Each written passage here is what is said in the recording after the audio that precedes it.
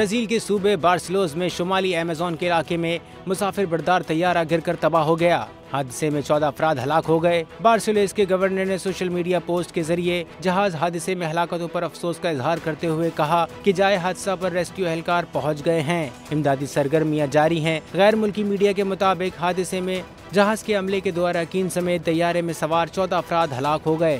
दूसरी जानिब मिनेविस arrow taxi airline ने एक बयान में जहाज हादसे की तस्दीक करते हुए बताया कि वाक़े की तहकीकात शुरू कर दी गई हैं। उधर ब्राजीली मीडिया के मुताबिक हादसे का शिकार होने वाले जहाज पर सवार तमाम मुसाफिर हलाक हो गए हैं। जहाज पर अमरीकी शहरी भी सफर कर रहे थे, लेकिन उनकी तादाद कितनी थी और तमाम मुसाफिरों की शनाख्त से मुतालिक ताहाल तफसीलात फराहम नहीं की गई।